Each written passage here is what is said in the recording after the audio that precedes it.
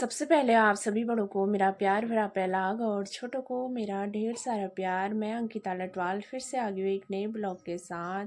और ब्लॉग की स्टार्टिंग हो रही है मॉर्निंग के 11 बजे से। तो दोस्तों आज है 26 तारीख।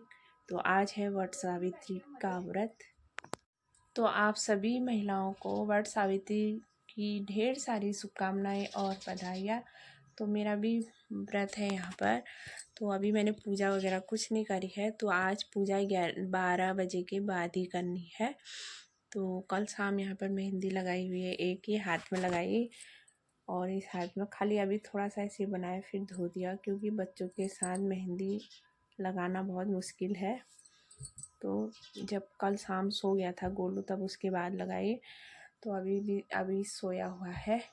तो अभी मेरा सामान भी पूरा नहीं आया है। तो हस्बैंड जी लोग गए हुए हैं मार्केट। तो वहाँ से जब सामान लाएंगे उसी के बाद पूजा करूँगी। वैसे 12 बजे के बाद कभी भी पूजा कर सकते हैं।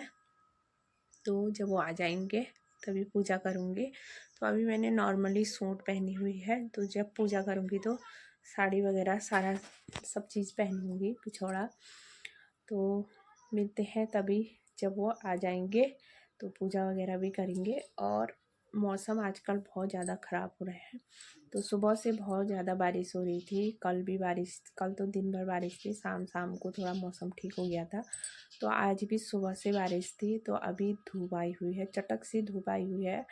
शाम तक बारिश भी आ सकती है। जैसे ऐसा लग रहा है बारिश को देख के कि बरसात के दिन आ गए हैं। बहुत ज़्यादा बारिश हो रही है। ले लाठी ला गया। क्या लाया लाठी? मार मम्मी को, मार मार मार। शाबाश अरे शाबाश, मम्मी को मार रहा है। देखो ये बदतमीज लड़के को। ओहो भूल गया।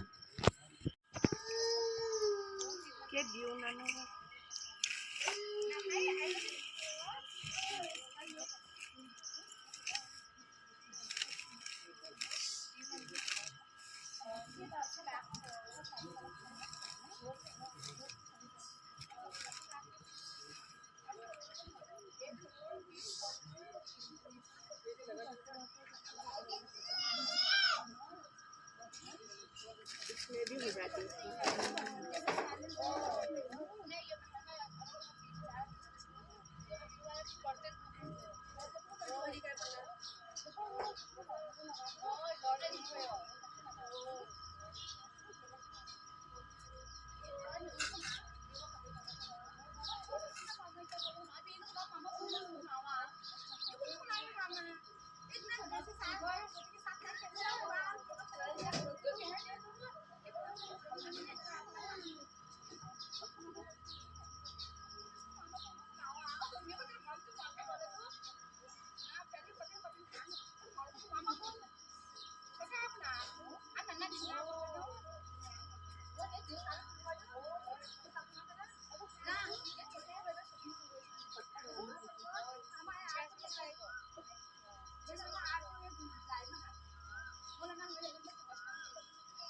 गिर रहा है उसको, पहले उसको तो अटका दो अच्छे से प्यार से।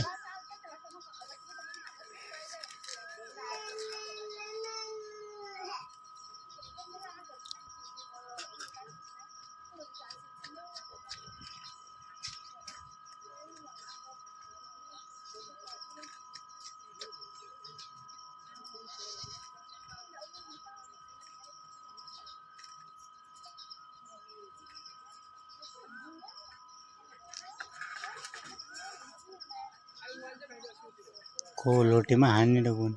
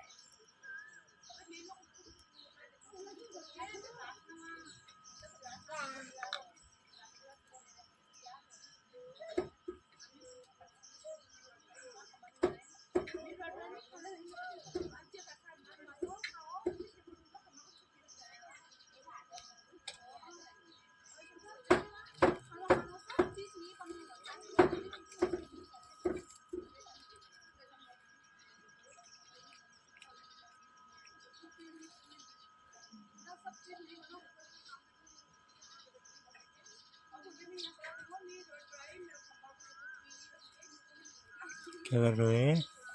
रुई लाओ तो खड़ा दिया जला था रुई और घंटे में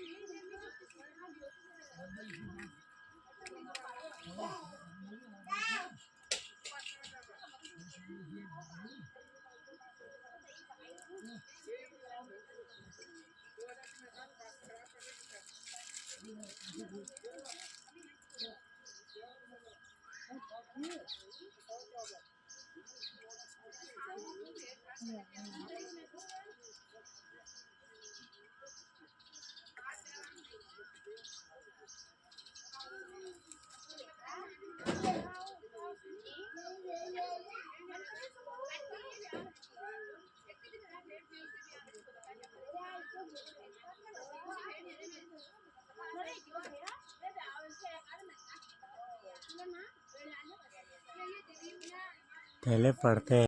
मध्य प्रदेश के अश्वपति नाम के परम ज्ञानी राजा थे। उनकी दीर्घकाल एक संतान न होने के कारण दुखी हुए राजा ने अपने राज्य के सब विद्वान ज्योतिषी ब्राह्मण पुरोहित आमंत्रित कर एकत्रित किए। सबका यथायोग्य सत्कार कर कहा, हे भविष्यदर्शी विद्वान मित्रों, आप सब गणना कर यह बताने की कृपा करें कि मेरे भाग्य में कोई संतान है या नहीं। तत्काल राजा ने प्रश्न का उत्तर देने के लिए विद्वान ज्योतिषी ने अपनी अपनी ज्योतिष गणनाएं प्रारंभ कर दी। उस समय सब गंभीर होकर राजा की ओर देखने लगे। राजा ने कहा, आप लोग संकोच त्याग कर सच्ची बात कहिए। ज्योतिष बोले, हे राजन, आपके प्रश्न का उत्तर प्रसन्नता बढ़ाने वाला नहीं है, फिर सत्य को छुपाना नहीं है, आपको बता ही देना है। आपके एक अत्यंत रूपवान, बुद्धिमान, धर्म प्राणायन कन्या उत्पन्न होगी। इसके अतिरिक्त वे भी अपने विवाह के 1 वर्ष बाद विधवा हो जाएगी। यह विधि का विधान है। ज्योतिषियों ने भविष्यवाणी सुनकर राजा बहुत दुखी हुए। वे कन्या और अपने राज्य की भविष्य चिंता में बहुत दुखी हो गए। कालांतर में राजा के एक कन्या दुखी हो गए। वे ये विचारने लगे कि कुछ बचाव का प्रयास किया जाए। ऐसा सोचते सोचते देव प्रेरणा से राजा को नारद जी का स्मरण हो गया। परमात्मा राजा के आह्वान कर नारद जी को बुलाया और सारी बातें बता दी। नारद जी कुछ पल विचार कर बोले, हे राजन, तुम अपनी कन्या के विवाह का दावे के उसी पर छोड़ दो। तुम अपनी कन्या से कहो कि वह अपने लिए स्वयं भी कोई योग्य वर तलाश ले। तुम्हारी कन्या जिस युवक को अपनी भावी पति के रूप में तुम्हारे सामने प्रस्तुत करे, तुम उसी के साथ अपनी कन्या का पूर्ण श्रद्धायुक्त विधि से विवाह कर दो। राजा ने अपनी कन्या सावित्री को बुलाया और नारद जी की बातें बताकर पूछा, हे पुत्री सावित्री, तुम कहो, तुम्हारा क्या विचार है। सावित्री बोली, हे पिताजी, मैं नारद जी आदेश का प्रसन्नता पूर्वक पालन करूंगी। राजा को कुछ सांत्वना प्राप्त हुई और राजपुत्री सावित्री ने सखी सहेलियों, दास दासियों और अनुचरों सहित भावी पति के योग्य व्यक्ति को ढूंढने में भ्रमण करना प्रारंभ कर दिया। अनेकों नगर वन पार कर सावित्री की छोटे से ब्राह्मणी जंगल में पहुंची।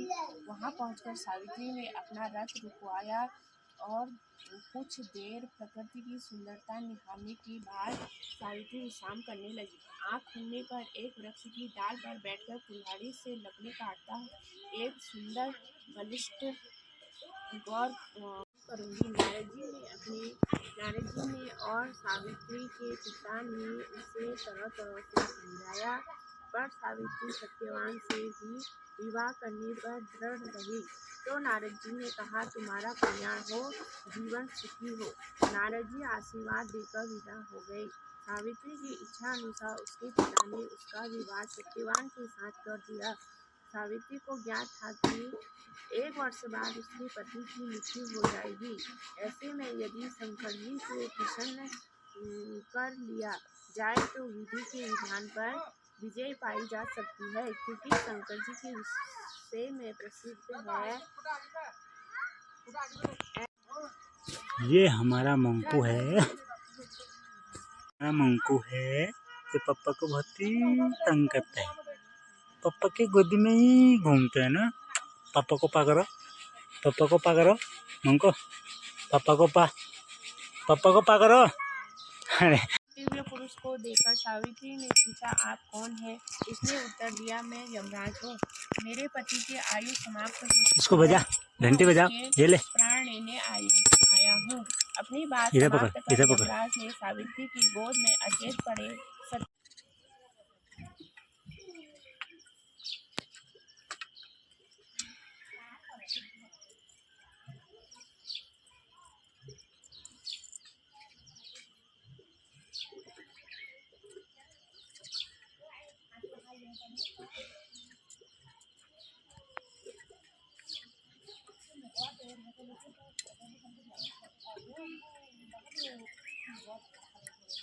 कितनी बार घूमते हैं?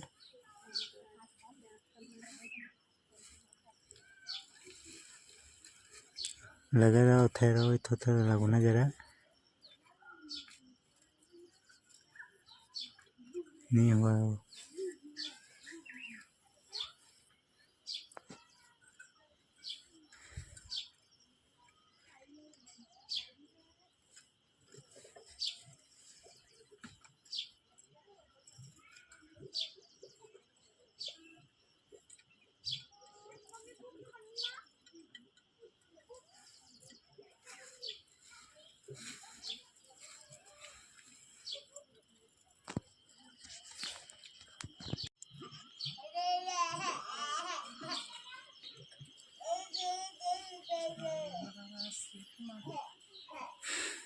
तीसरा राउंड है।